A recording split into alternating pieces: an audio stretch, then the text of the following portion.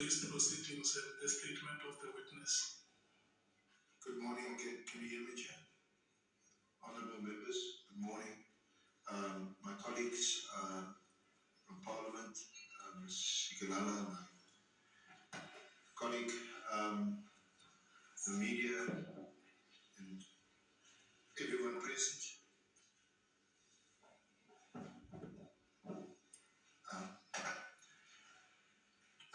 Honourable Chair, today we have Mr. Usimuzi, nicknamed Kat Matlala, present here today. He's been invited to appear before the committee and he has accepted the invitation to appear. There have been some glitches. We've ironed them out. So we are thankful to him and his team of lawyers, his attorney, Mr. Bronwyn Forbay. He's with the legal firm Abram Madeira Incorporated. He represents Mr. Matlala and has been in the various consultations we've had with him. We,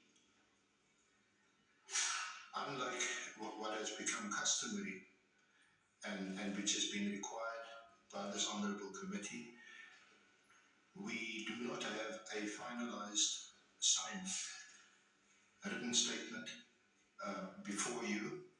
What has been posted in the past short while is an electronic version of a draft statement, which we are hopeful will be signed sometime today, tomorrow, which can go on record before the committee. So it is not a precondition to appear before this committee to have a signed formal statement. Of course, there may be witnesses who simply refuse to cooperate and do not give any signed statement, but they'll be compelled to appear before you. And what is important is they give their evidence, as I expect Mr. Matlala to do under oath, and he will be sworn in and he'll be held to whatever answers he gives to the questions asked of him. But what would be most helpful is to guide our discussion today in terms of the draft statement, which is before him in hard copy.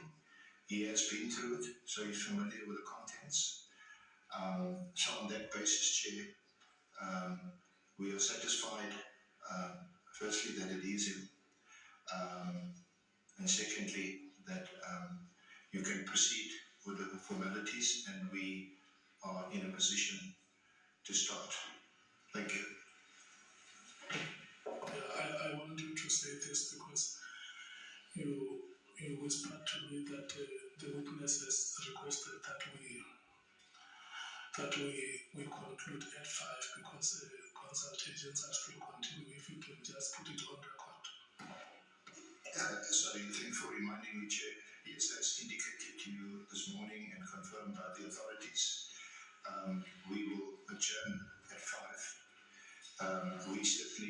I certainly won't be finished today at 5. So we will adjourn at 5. He will then remain in this location and consult with his lawyer for 2 hours until 7. And then tomorrow morning, they'll return to this location and consult from 8 o'clock. And we will meet them again at 9:30, just to iron out any issues if there are any. And we'll proceed to tomorrow. Thank you. Okay. Well, I'm going to rotate amongst the members to hear what their take is on the short report that you have given here.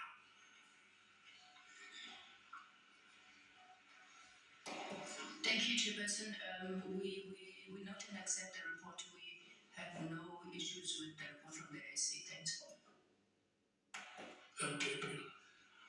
No, thank you very much, Chair. We have an established practice in this committee. When General Zanzakwanas came here as the first witness, we identified discrepancies in his statement because we did not want to carry on with a statement which has loopholes. Because a statement might be a legal it's a legal document and it might be a document to be used in litigation in future. We are not comfortable with cross-questioning a witness under a statement which has not been signed. Our proposition, Chair, is that we must adjourn and allow the witness to finish consultation because all the things that are in a statement are things that he will be accountable for in future. So if he comes and say, I was not under oath or the statement that you are asking me about was unsigned, so I can't take ownership of that, then we're going to have a problem. So we can't open loopholes. Let's allow the witness. We are patiently here. By the way, our session with him has been scheduled for 3 days. So after Hannah to a point where we are ready to make mistakes and continue under an unsigned statement to which the witness is not going to be accountable in future. Let's have a proper document signed and commissioned so that we can question the witness based on a proper document. So we're not joining a chorus of saying we're fine with the explanation that we have been given by the SC. Let's allow him. He says when we break at 5, he's going to have consultation with his lawyers. He must have that consultation now. If he wants 2 hours, we give him 2 hours. We come back later, maybe at 1 when he's done. Then we start the proceedings from the correct note. That is our submission. Honorable Skosana. Thank you, Chair. I just want to make it very clear, Chair, that I think everyone knows that this is not a court of law. You know, the issue of this statement that ever since we started, like my colleague has already articulated, is that tomorrow there won't be any ownership of the statement which we are going to begin with now here. Let's give the witness and his legal team a time, for them to complete the statement, the submission, for us not to find ourselves tomorrow in court of law. And I think it's only proper, to be consistent and make sure that the witness as well feel comfortable here with us. This is not a court of law, as I said earlier.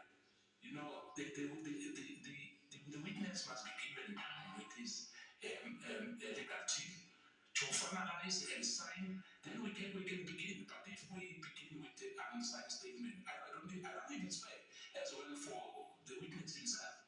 I think you should. The Democratic Alliance. We have difficulty with the proposal, Chair. I can't hear you, Honorable Breakendown. We have no difficulty with the proposal, Chair. Thank you. Thank you, Honorable Malema. Chair, there's actually no problem with the proposal. And to compare it with Mkwanazi is extremely so difficult to understand. Mkwanazi wanted to depose an affidavit. The problem is that he titled it differently. And we said he must go and correct it because it was not properly captured. The witness says, I'm prepared to proceed without deposing an affidavit. And if later required, I can do so, especially after consulting with my lawyers. But I'm ready to proceed now. We had this discussion yesterday. And the people who are speaking now were at the forefront of saying, Cat must come here, Cat must come here. Cat is here now, Cat must go away from the milk, Cat must go away from the milk. No, the Cat is here. Let's attend to the issues we said we wanted to attend to yesterday.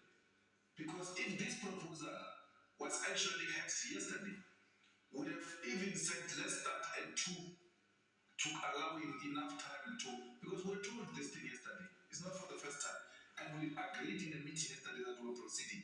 So let's proceed as proposed by the SC And the SC makes another valid point, which you must take into consideration that it is actually not a necessary requirement for a person to appear before us, only if they've deposed an affidavit. It's not a requirement. Lastly, Chair, these proceedings of Parliament are recorded on Hansard. He takes an oath, he speaks with his own mouth, and he comes back and says, I never said that. We take out the Hansard. And that's the end of it. The Hansard is an official recording program of Parliament, and you can turn against your own voice on the Hansard. So that's why we couldn't Hansard. For people who come to Parliament and speak and later say, I never said that, we go to Hansard and say, this is what you said, and you said this under oath. The fact that he's prepared to take an oath is enough for the EFF text. Bangazeta. Thank you, Honorable Chairperson. Oral evidence is legal evidence and it carries the same weight as written evidence. And for that reason,